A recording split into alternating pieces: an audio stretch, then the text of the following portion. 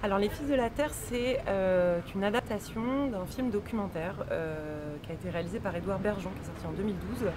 Le film s'appelle aussi Les Fils de la Terre. C'est un film qui est très très beau et très puissant, que moi j'ai découvert un peu par hasard il y a quelques années sur France 2, il passait dans l'émission Infrarouge. En fait, ce film-là, il vient d'une histoire personnelle, à savoir que Édouard, le réalisateur, était fils d'agriculteur et que son papa s'est suicidé quand il était adolescent. Donc en fait, toute la quête d'Édouard dans Les Fils de la Terre, c'est d'interroger la question de la souffrance du monde paysan, à la fois évidemment avec ses données économiques, matérielles et la grande difficulté de faire ces métiers aujourd'hui en France, mais aussi d'interroger la question de l'affiliation, puisque dans l'espèce d'enquête, entre guillemets, qui mène, il se rend compte que le facteur familial et le facteur paternel, il le dit dans le film souvent, le poids du père est très lourd à porter pour le fils qui reprend l'exploitation. Donc en fait, son film est construit sur une double narration, à la fois son histoire à lui, en tant que fils d'agriculteur, donc avec des témoignages à lui, des matériaux d'archives de sa famille, des photos, des films, des témoignages d'autres membres de la famille, etc. Il retourne filmer les lieux de son enfance.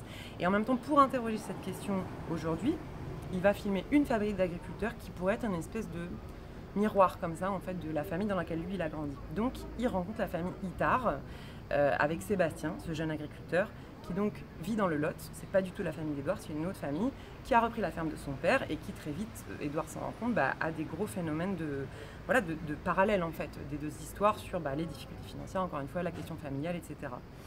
Et donc le film est construit sur cette double narration. C'est ce qui fait, je pense, sa puissance, parce que l'histoire de cette famille est extrêmement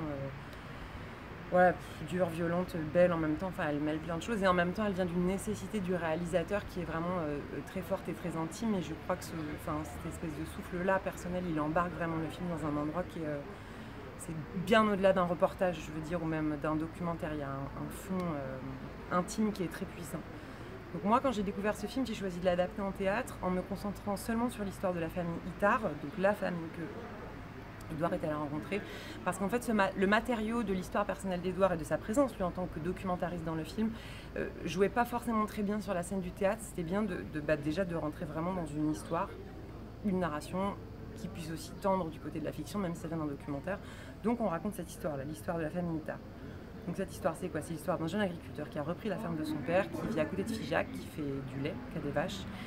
Grande difficulté financière, il bosse avec son père qui est retraité mais qui continue à travailler avec lui, et son père lui disant tous les jours, si on ne s'en sort pas, ce n'est pas à cause de l'économie, ce n'est pas à cause du cours du lait, c'est à cause de toi, parce que tu ne sais pas travailler. Et donc à un moment, ce jeune agriculteur va se retrouver devant un choix vraiment vital, cornélien, en gros il va devoir choisir entre sauver la ferme de son père et des générations précédentes, ou sauver sa propre existence. Et ce choix-là, il est très difficile, voire impossible à faire en fait, parce qu'il y a un poids sur ses épaules qui est gigantesque. Donc en ça, moi, ce qui m'intéressait dans cette histoire-là, et pourquoi elle m'a touchée, et pourquoi j'ai eu envie d'en faire une pièce de théâtre, c'est bien sûr qu'on parle d'un sujet qui est très actuel, qui touche énormément de gens aujourd'hui dans notre pays et dans le monde, sur les difficultés de l'agriculture aujourd'hui. Ça c'est clair, et moi que le théâtre s'empare d'un sujet qui est les deux pieds dans le monde, ça me plaît. Mais il y avait aussi vraiment des chambres d'écho, je trouvais très universelles en fait, sur la thématique de c'est quoi les choix de nos existences en fait, et qu'est-ce qu'on porte, de quoi on peut se séparer, de quoi on ne peut pas se séparer, qu'est-ce qui se fait à notre insu, c'est quoi les choix qu'on fait ou qu'on croit faire mais qui en fait se font dans notre inconscient, avant nous, après nous. Et ces questions-là, je veux dire, qu'on soit fils d'agriculteur, fils d'avocat, fils de commerçant, fils de prof ou je ne sais quoi, elles se posent à tout le monde en fait, qu'on ait le rapport à une terre, à un bien ou pas.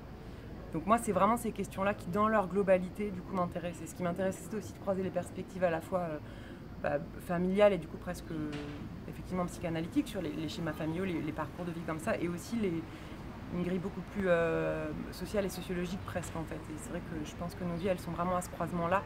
Et ce croisement-là, il est hyper intéressant parce que c'est là que l'individu, il essaye, tant bien que mal, d'exister, quoi. Voilà, je pense que c'est pas mal comme résumé. D'accord. À Merci. bientôt, Luciole. Merci beaucoup.